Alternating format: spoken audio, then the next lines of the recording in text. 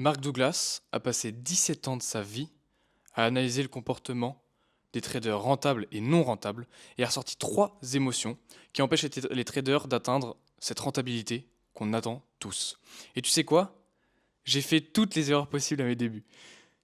Je vais te présenter dans cette vidéo les 3 émotions principales en trading: la peur, l'avidité et le stress. Je vais t'expliquer l'impact de chacune des émotions, comment on les retrouve dans notre trading, comment on les identifie et comment on peut les supprimer ou en tout cas s'accommoder à ces émotions. On va commencer par la première, c'est la peur. La peur de perdre.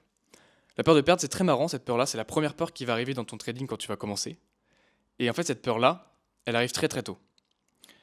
Cette peur-là, elle arrive quand tu fais ton premier stop loss. Avant ton premier stop loss, t'as pas peur, tu connais pas cette sensation d'avoir perdu, cette boule au ventre, cette façon que tu as d'avoir perdu de l'argent et en plus d'avoir eu tort dans ton analyse. C'est horrible. Mais cette peur-là, tu l'as pas avant. Mettons que tu commences le trading et que ta première position, c'est un take profit. Tu te sens comme un roi, tu te dis ok, j'ai compris. Tu vas reprendre un autre trade très enjoué, tu vas être content, tu vas te dire ok, j'ai compris. C'est la même chose que tout à l'heure, je vais gagner. Et là, stop loss. Et boum, boule au ventre. T'as le seum parce que t'as perdu et en plus, ton analyse a été mauvaise. Et là, tu vas revoir un setup qui va apparaître, le même que les 2 précédents, peut-être même mieux, mais là tu vas te dire putain, imagine, je fais SL. Et là la peur elle arrive, tu vois. T'as peur de faire stop loss parce que tu sais que ça peut arriver. Et c'est là que cette première peur, on peut l'analyser, on peut la comprendre et on peut l'enlever. Pour faire ça, ce que tu vas faire, c'est que tu vas imaginer les pertes comme les frais généraux de ton métier. Je m'explique. Dans une entreprise de bâtiment par exemple, on a des frais. On n'est pas que en bénéfice, on a des frais liés à notre activité. Dans le cas d'une entreprise de BTP, on va devoir payer les bureaux, on va devoir payer les salaires, on va devoir payer les matériaux, le matériel, la location, etc., etc. Il y a énormément de frais qui sont appliqués, l'essence, enfin bref, il y en a des milliers. Il y a énormément de frais qui sont appliqués à la production de chiffres d'affaires qui vont t'amener du bénéfice. Dis-toi qu'il n'y a aucun métier dans le monde où il n'y a pas cet aspect de frais. D'accord? Donc pourquoi tu penses qu'en trading, on peut avoir 100% de win rate et ne pas payer de frais? C'est la même chose. Vois les stop loss comme des frais obligatoires à l'obtention de tes bénéfices. Il n'y a aucun trader dans le monde qui a 100% de win rate. Ça n'existe pas. Donc à partir du moment où tu admets ça, que tu conscientises ça, et que tu te dis que tous tes stop loss, c'est des frais généraux, et que dans tous les cas, quoi qu'il arrive, tu as un setup et tu le prends et tu le gardes, il n'y a plus de raison d'avoir peur. Tu comprends? Si en plus tu as un plan, que tu le respectes, que tu le comprends, que tu l'as backtest, que tu sais qu'il fonctionne, il n'y a plus besoin d'avoir peur. Crois en la théorie des grands nombres. Je pense que tu connais ce système, le système des grands nombres. C'est que plus tu vas répéter une action un nombre de fois énorme, plus tu vas tomber sur une récurrence et un pourcentage de gain ou de perte qui va être proche de la réalité sur un grand échantillon. Je m'explique. Pile ou face, 50% de chance pile, 50% de chance face. Tu peux lancer 10 fois ta pièce, tu peux tomber 7 fois sur pile, tu as 70% de chance de tomber sur pile avec 10 lancers. Mais techniquement, tu le sais, t'es pas bête, tu sais que théoriquement, c'est 50% pile, 50% face. Donc pour arriver à cette théorie du 50% pile, 50% face, on va lancer la pièce des milliers, des dizaines de milliers de fois. Et là, on va se retrouver à un résultat proche de 50-50. Tu comprends, c'est ça la théorie des grands nombres. Et bien en trading, c'est la même chose. Tu as peut-être fait 5 SL d'affilée, mais ça ne veut pas dire que tu perds de l'argent en trading. Parce que peut-être qu'avant, tu avais fait 7 take profit d'affilée. Ou peut-être 3, mais que ces 3 là, c'était des R de 2 ou 3, et du coup, ça te permet d'être en positif sur ton compte. D'accord? Donc crois en la théorie des grands nombres, analyse ta stratégie, sais si elle fonctionne, et tu n'auras plus peur sur les marchés. Tu n'auras plus besoin d'avoir peur, ça ne servira à rien. Ça sera contre-productif. Donc pour rappel, dis-toi que tes stop loss, c'est tes frais généraux. Tout comme les spreads, c'est la même chose. C'est inévitable. Ce qui est marrant, c'est que chaque peur, chaque émotion, pardon, elles arrivent au fur et à mesure. Donc d'abord, t'as la peur. Ensuite, en deuxième émotion, tu as l'avidité. L'avidité, qu'est-ce que c'est? C'est te dire, oh, ce trade-là, je le sens trop bien, je vais lâcher 4% alors que mon plan, c'est 1%. Et qu'est-ce qui se passe? Tu perds. Et là, tu retournes à l'étape de la peur. Parce que là, tu te dis, putain, j'étais sûr de moi. Et du coup, à ton prochain trade, tu vas prendre 1% parce que c'est ton plan. Et tu vas avoir peur d'avoir SL parce que tu viens de prendre moins 4% d'un coup. Alors que tu aurais dû prendre moins 1. Ce qu'il faut comprendre, c'est que si tu as un plan, c'est pour que tu le respectes. Il y a un processus, il y a un process. Si tu as écrit ça sur papier en te disant c'est mon plan de trading, c'est qu'il y a une raison. Dézoome sur ta vie. Chaque aspect de ta vie, il y a un processus.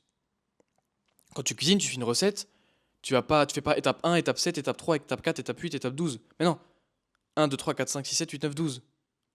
Tu vois? Tu fais étape par étape. Quand tu te douches, c'est pareil.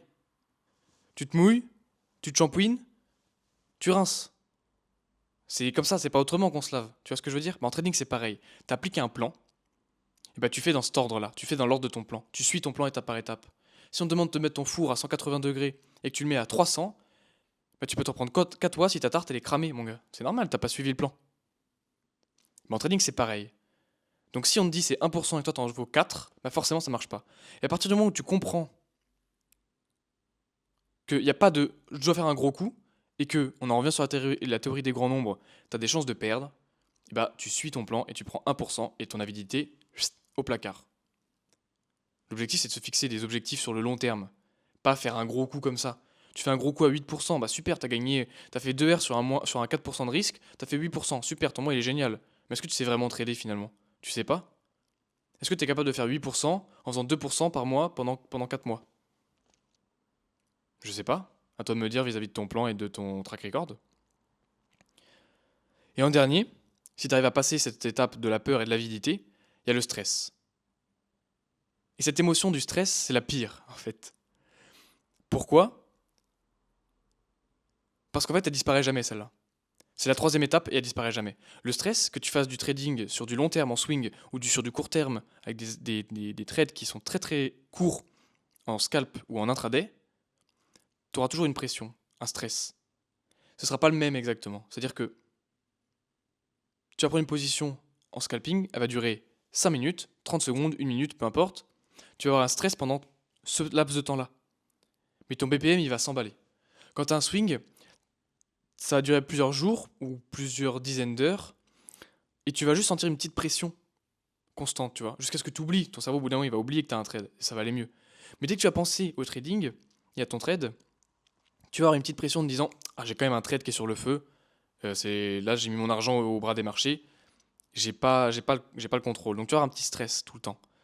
Et ça, en fait, il faut juste te l'accommoder. Tu peux pas le supprimer. Tu peux juste le réguler.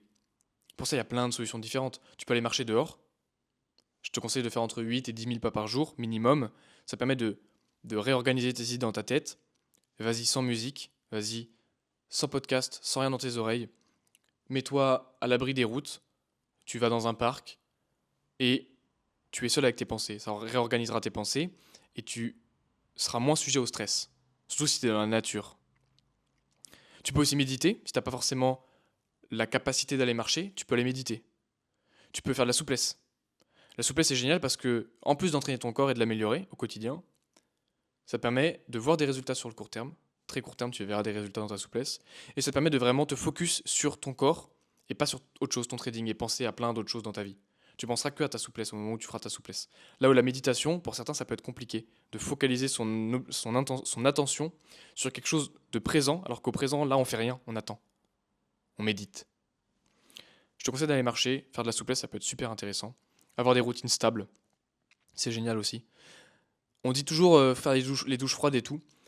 Les douches froides, pour un trader, ça juste augmente le stress. Dans ta journée, tu as assez de stress en faisant du trading, t'infliges pas des douches froides en plus.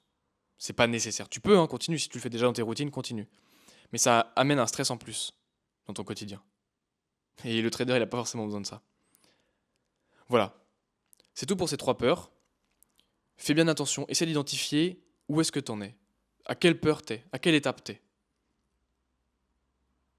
Et en fonction de l'étape dans laquelle tu es, travaille, comme je t'ai dit, sur les stratégies à adopter pour supprimer cette peur-là, ou alors te l'assimiler si tu es rendu à l'étape du stress, évidemment. Je t'invite aussi à lire le livre de Mark Douglas, comme je t'en ai parlé au début de l'épisode. Si c'est toujours là, c'est que le contenu t'intéresse et que les conseils ont été bons. Et dans ce cas-là, je t'invite vraiment à lire le livre Trader entré dans la zone de Mark Douglas, où il relève ces 3 émotions dans son livre et il les explique, il les développe, il détaille, il va bien plus profondément dans le pourquoi du comment, et c'est vachement intéressant. Une dernière chose, si tu es encore là, si tu fais partie des 5 derniers pourcents qui restent encore sur la fin de la vidéo comme ça, déjà bien joué à toi. Il y a un lien dans la description pour rejoindre ma communauté de trading que j'ai lancée, qui est un peu privée. Il y a un lien, c'est un questionnaire, tu le remplis. Le groupe il est payant, je préfère te prévenir maintenant. Il coûte 15 $ par mois, d'accord? C'est rien du tout. Si t'es pas prêt à investir 15 $ par mois dans ton trading, pour la plus-value qu'apporte ce groupe, bah je pense que c'est que t'es pas prêt à être rentable en trading.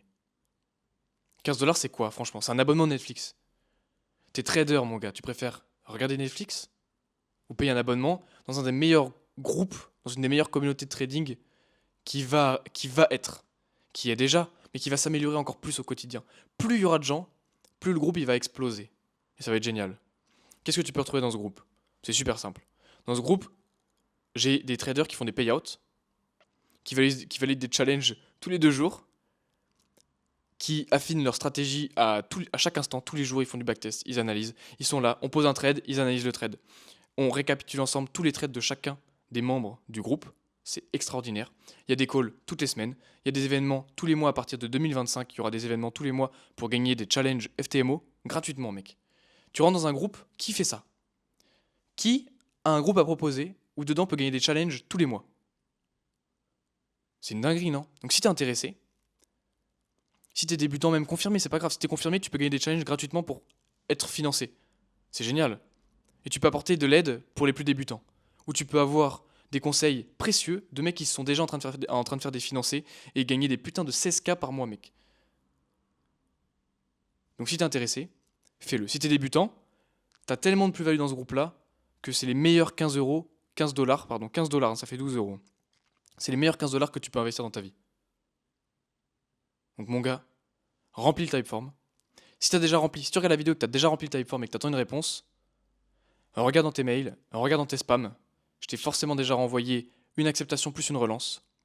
Donc si tu es intéressé, tu vas fouiller là-dedans et tu rejoins ce groupe de malades. Parce qu'en plus de ça, il est à 15 $, mais le prix va augmenter en fonction du nombre de gens qu'il y a. Et de la qualité des challenges que je vais offrir. Pour l'instant, j'offre des 10K, mais plus on sera nombreux, plus on aura de trésorerie, et plus on va pouvoir offrir des challenges élevés. 10K, 25, 50, 100, 200. Tu connais un groupe en trading qu'offre des 200K tous les mois? Bah pas moi. Donc si t'es intéressé, mec, franchement fais-le. Fais-le, mec. Et si t'es encore là, mais mon gars, mais abonne-toi, frérot. Abonne-toi, like, et tous les 2 jours, il y aura une vidéo qui sortira sur cette putain de chaîne de fou. Ok? Allez, je te laisse sur ça, ciao.